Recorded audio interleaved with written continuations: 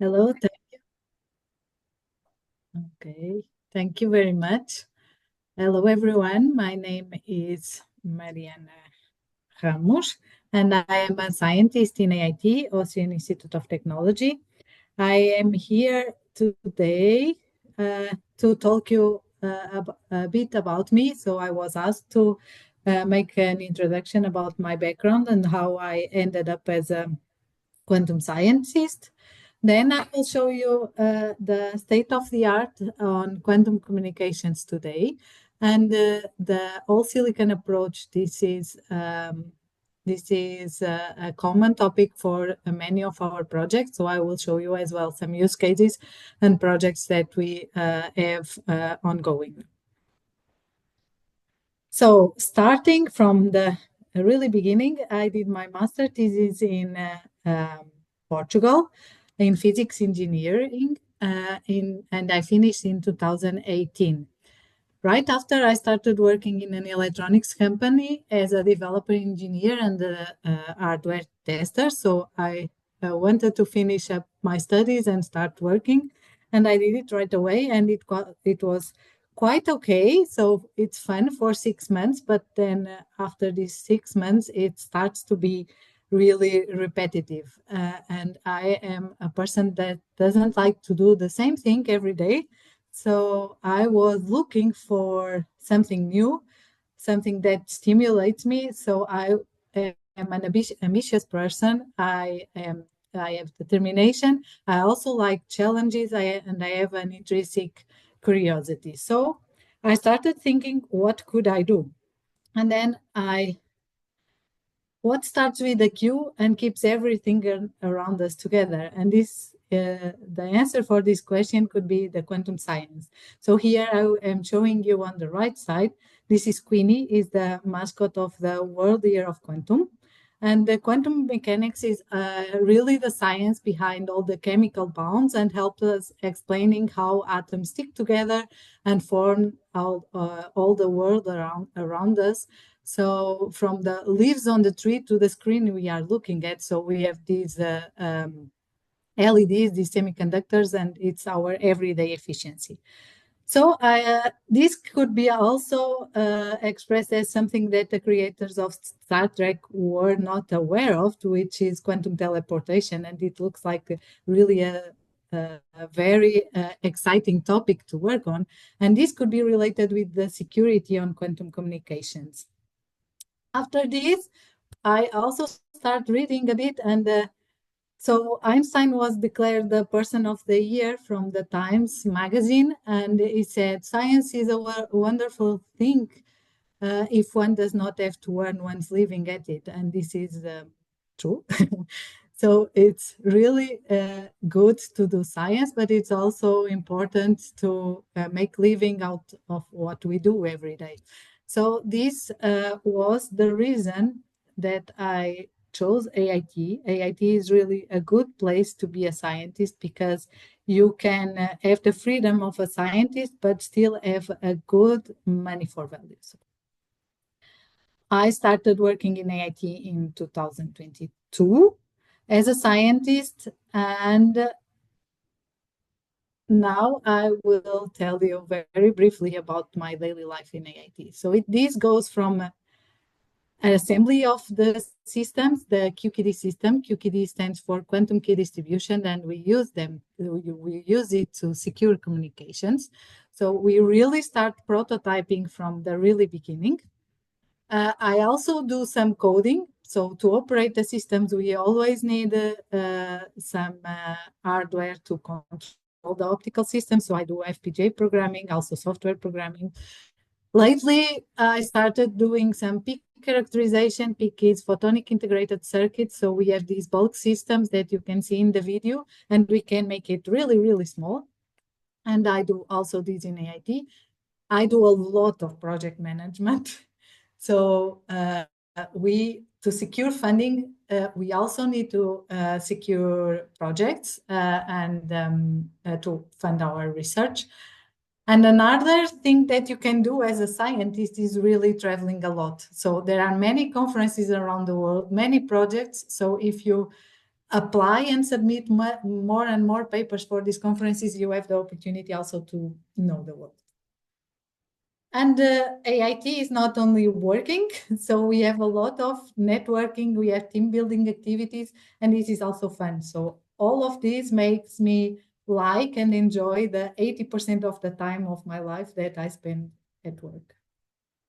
And from here, I step already to a more technical topic.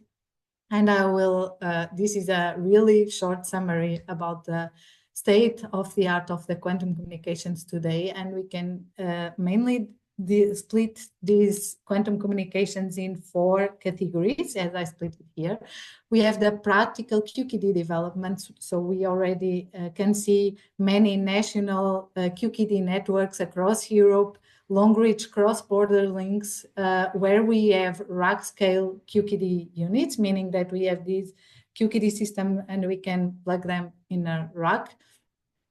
We have robust turnkey operation, classical and QKD coexistence, because it's important to have the QKD merged in the current classical infrastructure for telecommunications. And we have hybrid terrestrial and satellite communications and the key management. We have also the quantum internet for the data center interconnect for the quantum realm, linking quantum computers, remote use of centralized quantum computers where we use entanglement distribution, also some quantum repeaters, efficient light matter interfaces. Then we can work on protocols beyond QKD, not only the symmetric cryptography, but go really beyond and go with protocols like oblivious transfer, twin field mode pairing. We also are assessing some novel applications like the quantum secure tokens or multi-party computation, and work as well in premium grade hardware, meaning the single photon detectors, and also some new ways of distributing the qubits, namely the holoco fibers. And finally, the low cost and highly miniaturized components, as I said, so it's very important to migrate from these bulk systems that we have rack mounted to a really small chip device. And this is where the photonic integration can play a role. So we already have some chip scale QKD. We have heterogeneous integration using some exotic materials. We also are working on the photonic co-integration with electronics for low noise quantum receivers and tamper-proof quantum systems. So starting from the first one, the practical QKD development, there are already some demonstrations. This is from OpenQKD. It was a European initiative. This example that I have here now show you today, it's about a network implementation in the field. And on the right side, you can see the rack mounted QKD systems. And this is not really the 1/4 pizza box form factor as we know from broadband modems, right? So it's really important to miniaturize these systems. But can we follow the approach similar to microelectronics, where we started with the IC chip, then electronics, PCB, and now we have everything concentrated in a small device like a smartphone with many, many capabilities? This is the big question. So the state of the art tells us that there is no demonstration of a fully monolithic integration scheme compatible with microelectronics co-integration. There's monolithic indium phosphide quantum optics, which would reside as chiplet to an electronic ASIC. We have some hybrid silicon and 3-5 quantum optics by assembling and packaging costs. But a fully monolithic solution would require an optical source, state preparation, and electronics in the same chip, and also on the other side, the state decoder, detectors, and electronics in the same chip. So this is what we aim for. And we know that we already have demonstrated some QKD chips. So here we have a QRNG and a continuous variable QKD receiver where we have the external laser and we only have modulators or the decoders in the chip in silicon, but this is functionally incomplete because we have the external source. Then we have another example where we have different materials heterogeneously integrated in the same chip, but this is very complex and costly and represent costly assembly. We have as well monolithic integration in indium phosphide for a QRNG and discrete variables QKD transmitter. However, this is not compatible with the electronic co-integration in the same platform. So let's take one more leap. What about the all silicon integration? Do you think maybe there is a path towards disruptive downscaling and complexity to simplify a simplified approach, trading complexity reduction against performance? Maybe we can have a less complex device, but we have to, so everything costs something, so we have to give up some performance, but not using exotic materials that complicate assembly and packaging, and ideally monolithic and compatible with mainstream electronics. So this would be the dream goal for everyone in the quantum com. And in 1986, there was a publication where the principal idea was to use the silicon manufacturing supply chain to produce photonics. So if we could rely on the existing supply chain, it would be much easier for the photonics to really win this part. So the silicon is really a material that could be known as stardust. So we can know that so the silicon can be known as the stardust from the universe, and it's really cheap compared with the other materials like the 3,5 materials, for example. These are critical raw materials. They are costly and represent complex assembly and hermetic packaging. On the other hand, we have silicon that's a low-cost material. So we have many CMOS foundries in the current supply chain for electronics because we have established integration lines for microelectronics. But what's the problem with silicon? We don't have optical gain, so no light emission. This is the main problem of this approach. But is this the same for quantum? This is the question we will answer here today, because what we would like to have is silicon photonics as a dirty effect of the universe, providing the commodity QKD for all the devices. So how much light do we need to source from silicon? In optical communications, classical optical communications, we need to use all the available power that can be sourced to overcome the optical link budget. We use optical amplification to send our signals from here to 1,000 kilometers away. But in the quantum realm, we have to work with an average launch power of 0.1 photons per pulse, which can be translated to a transmitted launch power of about minus 80 dBm at 1 gigabaud. And we cannot use optical amplification because of the non-cloning theorem. So we have, in the quantum realm, we need optical power typically 90 dB lower than for the classical communications. And our idea was to forward bias silicon germanium pin junction on silicon uninsulator platform. So with the appropriate engineer of the source, let me just this. With the property engineer of the source, we know that we can bring this T-value down in order to have a quasi-direct band gap for this material and emit some photons. So we did it, and we obtained a LED-like emission with 58 nanometer FWHM bandwidth centered at 1548 nanometers. This is incoherent light, which limits the choice of the protocol for QKD. And the light output was about minus 74.9. This value is from the first samples we tested, but lately we tested new samples this week that we were able to get minus 60 dBm, which is quite a lot. And this leaves some room still for the optical budget for the QKD transmitter, mainly for the modulator. So as I mentioned, the choice of the protocol was limited by the incoherence of the source, and we had to choose polarization encoded BB84 because all the phase-based protocols are completely excluded from this.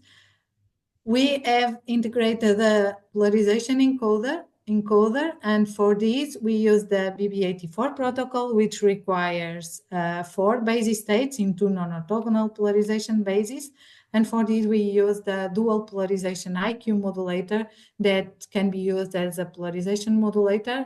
And by DC bias, the currents of the used only to balance power levels in the X and Y polarizations, we can achieve different intensities in each polarization, and then using interference, we obtain the desired state. The phase is modulated to create the polarization states along the axis S2 and S3 of the Poincare sphere. And with this methodology, we can obtain right circular, left circular, anti-diagonal and diagonal states. So we assume sufficiently wide bandwidth for typical DC bias phase section, and we demonstrated 920 megahertz operation.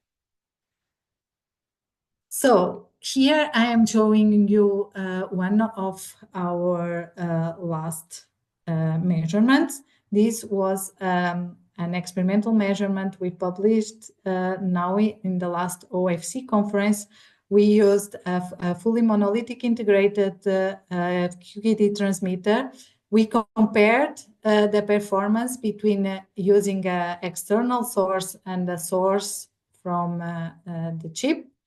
And we didn't identify any major penalty. We even had some field experiment link. And at the receiver part, we have a polarimeter where we just measure the 3 axes of the Poincare sphere. Here we use 2 because it's the requirement for the BB84 protocol. So with this, we were able to achieve 6.38 QBER and a Rocky rate of 51 kilobit per second for 0.1 photons per pulse. We even studied the optical budget, and for the optical budget, we just include the variable optical attenuator between the transmitter and the receiver, and we increase the attenuation, and then we can sweep and see that we managed to achieve 16.8 dB attenuation, which means around to 61 kilometers of fiber. We compared the integrated source with the external source, and we can see that with the integrated silicon germanium QKD transmitter, we didn't see any performance penalty apart from reduce the number of photons per pulse, which is normal because our source is weaker than an external laser. And with this integrated source, we were able to achieve 8.7 dB, which corresponds to 31 kilometers.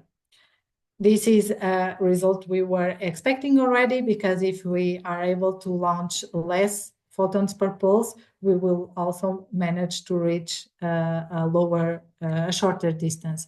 So here the 0.1 is the external source, which means that we set the output of the transmitter to 0.1 photons per pulse, and the 0.01 is one order of magnitude lower. It's the value, the launch power value that we have when we use the integrated source.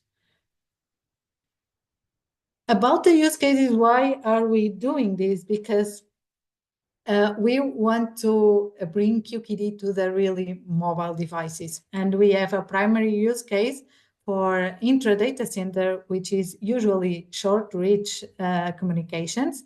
And the data centers are migrating from a traditional perimeter secure to the non-resource is inherently trusted, which means that they don't trust any component in the data center, within the data center, and meaning that QKD could give them this trust, this unconditional security that they aim. So in this way, we wanted to have many transmitters and concentrate the complexity of the receiver on the top of the rack, and then they can communicate to all the transmitters. Then we want to also cover the access 6G, so finally provide a low-cost, best effort QKD solution for the taxpayers, and also the optical wireless, because we want to improve the handheld devices with integrated QKD. And for this, we have two main projects. They are quite linked. We have first a project called KISME. This is a Quantera project. It's a transnational project. It's not only Austria, but Austria AIT is leading this project, and it's mainly focused on the monolithic integration of the transmitter. And this project aims to cost share the QKD receiver for intra-data center and the HPC.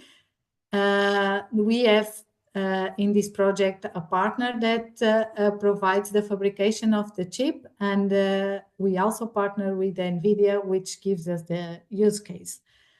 So AIT doesn't do the fabrication because we don't have any fab. We just design, simulate, and then we receive the fabricated chip, and we evaluate and characterize the chip and provide the use case demonstration. So in this case, the Bob hardware, as I said before, is pulled at the pod-centric middle of the row or on the top of the rack switch and share among many LSCs down the rack. So we capitalize on KISS miniaturized and cost efficiency QKD transmitter, and we want to also time share and the receiver.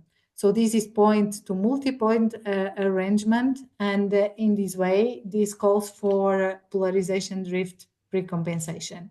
This means that in this kind of systems in quantum communications, when you use polarization encoding, you have a problem when you transmit your signals through standard optical fiber, which is your reference drifts over time in your channel. So you have to compensate it. And usually this is done on the receiver side, but in this case, we want to pre-compensate it and redirect this complexity to the transmitter.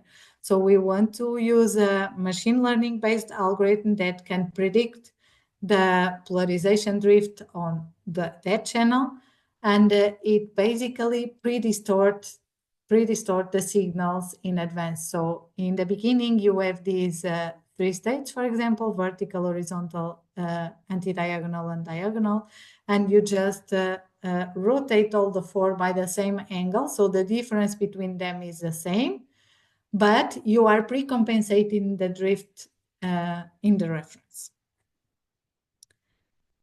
So this is about KISME, and then after KISME, we found a much more challenging call, and we really believe on the potential of this project, and we wanted to expand it. And in this expansion, we submitted COSALICIOS, which is a EIC Pathfinder project from the European Innovation Council.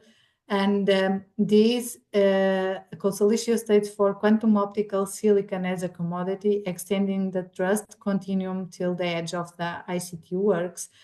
And in the COSALICIOS project, we really take care of the full QKD system. So in QISMI, we only focus on the transmitter part, and now we want to even include the QRNG. And from the receiver side, we want to work towards the integration of the spots. So more specifically, the QKD transmitter is similar with what I already said, but we also need a QRNG compatible with the SMOS technology, meaning that it should be on silicon as well. So this, we call it a pixel QRNG, is a very, very small QRNG, also on silicon, co-integrated with active quenching and CMOS light source. And this very small QRNG allows us to have many QRNGs to achieve the performance that's expected from a normal QRNG. And then from the receiver side, we are working with the University of Glasgow on the integration of silicon germanium spots for 1550 nanometers, because this is quite straightforward for shortwave, 850 nanometers, but now you don't have really efficient spots at room temperature for 1550 nanometers. So this is also a development on COSAL issues where we want to really cover the whole supply chain here. And that's all from my side. Thank you, Mariana. So it was really insightful to hear what AIT is doing and the projects.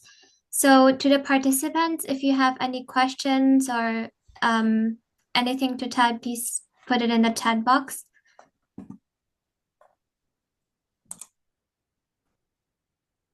Or you can like unmute yourself and ask a question.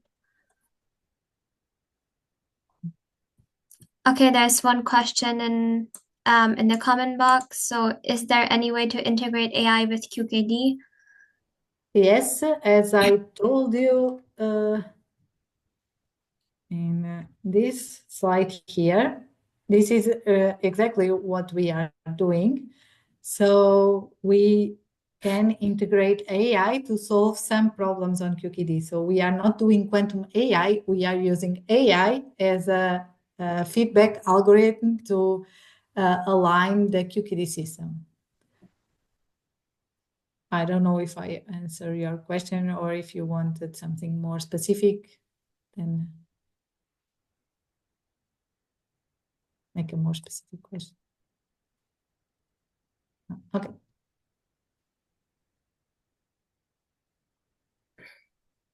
No, the silicon germanium, I mean, the goal is to be at room temperature. For now, it's not, it's still at cryogenics. So it's an ongoing development. I don't know if you are familiar with this EIC Pathfinder. The slogan for this call is I risk, I gain. And this topic about the silicon germanium detectors, it's the I risk part. What are the plans to design the quantum realm? So the next question is, what are the present technical challenges to design the quantum realm? Okay, that's...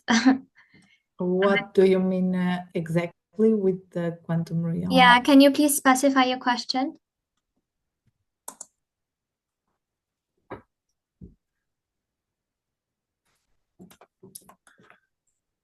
Integrated QKD. So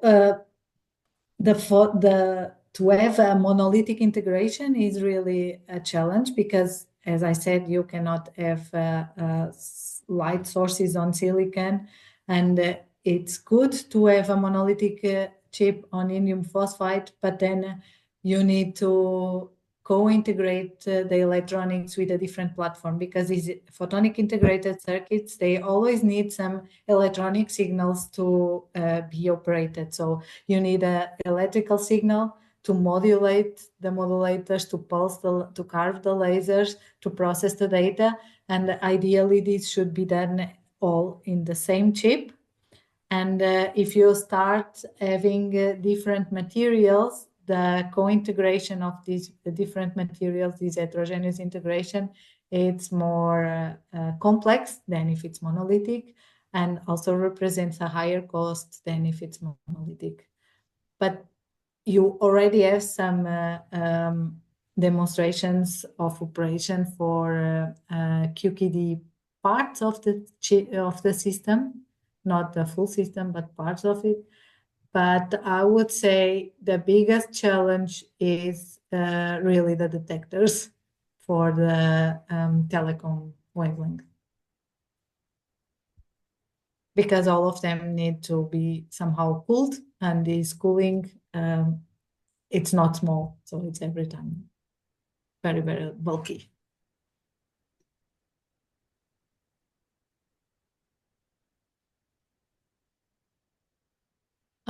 So this is a very generic question. Can you please tell me about publishing research on archive? Is it recognizable? So I guess it's not. What you publish in the archive is not peer-reviewed, so it's not the same as you publish in the journal. However, when you publish in a journal, you can make it open access via archive. So from my point of view, you can always publish in the archive, but it doesn't mean that you shouldn't publish in the journal, because a recognized research must be peer reviewed, and this you only achieve in the journal. Yeah, usually you receive multiple reviews from different reviewers, and then they do a thorough research, and then you again need to go through your research, justify points so that it gets published in the journal. And then we can talk about like that it is recognizable. Yeah, but the archive is a good way of disseminate your work. So I guess many of the current European projects require that you publish open access, and the archive is a good way of achieving this. Yeah.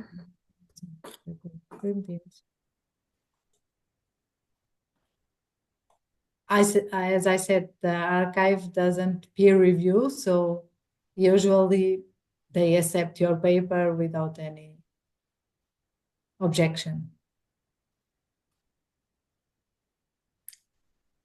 But if you want to be the paper to be recognized by the community, I guess you should submit it to a journal.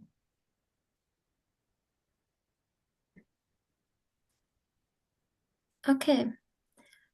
Well, I guess if there are no more questions, then if there are any questions later in some point of time, you can always contact us. So is there anything else from your side, Mariana? No, thank you. Okay, so then I thank you a lot for joining and for sharing these interesting insights with us. And I wish everyone a good day. Yeah, thank you. Thank you. Bye. Bye.